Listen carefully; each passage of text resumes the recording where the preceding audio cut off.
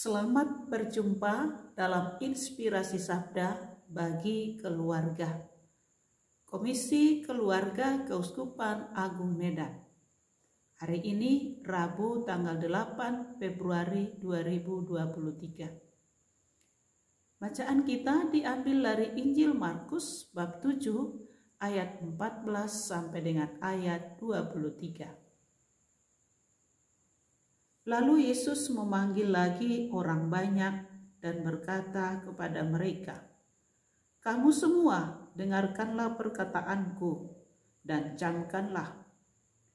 Apapun dari luar yang masuk ke dalam seseorang tidak dapat menajiskannya, tetapi apa yang keluar dari seseorang itulah yang menajiskannya. Barang siapa bertelinga untuk mendengar, hendaklah ia mendengar." Sesudah ia masuk ke sebuah rumah untuk menyingkir dari orang banyak, murid-muridnya bertanya kepadanya tentang perumpamaan ini. Maka jawabnya, "Apakah kamu juga tidak dapat memahaminya? Tidak tahukah kamu bahwa segala sesuatu dari luar yang masuk ke dalam seseorang tidak dapat menajiskannya? Karena bukan masuk ke dalam hati tetapi ke dalam perutnya, lalu dibuang di jamban." Dengan demikian ia menyatakan semua makanan halal. Katanya lagi, "Apakah yang keluar dari seseorang itulah yang menajiskannya? Sebab dari dalam, dari hati orang timbul segala pikiran jahat, percabulan, pencurian, pembunuhan, perzinahan, keserakahan, kejahatan, kelicikan, hawa nafsu, iri hati, hujat, kesombongan, kebebalan. Semua hal-hal itu timbul dari dalam dan menajiskan orang." Demikianlah sabda Tuhan. Terpujilah Kristus.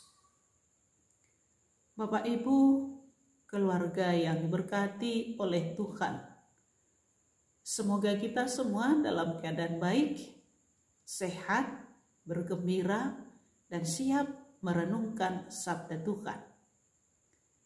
Hari ini melalui Injil Markus, Yesus menyapa kita dengan sabdanya.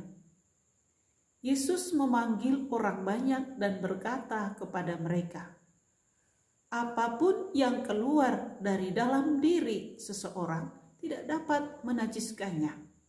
Tetapi apa yang keluar dari seseorang itulah yang menajiskannya." Mengapa Yesus berkata demikian? Yesus mau menjelaskan yang najis itu adalah sesuatu yang keluar dari diri orang, dari hati. Dalam tradisi kita yang berlaku sampai saat ini, hati adalah kunci dari segalanya. Kita sering bertemu dengan orang-orang bijaksana yang rendah hati. Ada pepatah yang indah mengungkapkan, semakin tua sebatang padi, maka bulir-burirnya akan semakin merunduk. Hal ini menunjukkan bahwa hati semakin penting dalam hidup kita. Namun demikian, di sisi lain, hati juga muncul sesuatu yang sering merugikan. Misalnya, iri hati, dendam, cemburu, dan hal-hal negatif lainnya. Karena itu, hati seperti sebilah pisau. Kalau digunakan dengan baik, akan menolong kita, misalnya memotong-motong sayur, membantu kita memperlancar pekerjaan. Sebaliknya, kalau kita gunakan pada hal yang kurang baik, juga bisa bila digunakan untuk membunuh. Yesus mau menyampaikan pada kita bahwa jangan berhenti sampai pada prinsip yang sangat dangkal.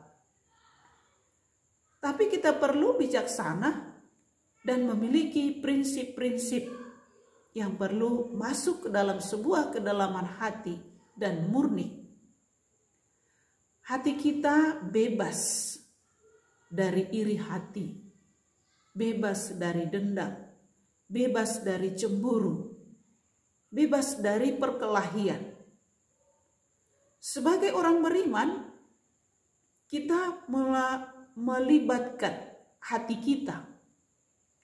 Kita boleh bertanya, apakah kita masih terbelenggu dengan hal-hal yang membuat kita terjerumus dalam kegelapan? Apakah kita merasa nyaman dengan hati yang tidak murni? Apakah hidup kita damai dengan memelihara perasaan cemburu? Dan seterusnya, banyak sekali pertanyaan yang mengajak kita untuk refleksi, mengolah hati kita yang paling dalam. Kadang-kadang kita tidak sadari, Bapak Ibu, bahwa kita terjerumus dalam hal-hal yang tidak baik. Kadang-kadang kita berbicara pada orang lain mungkin menyakitkan,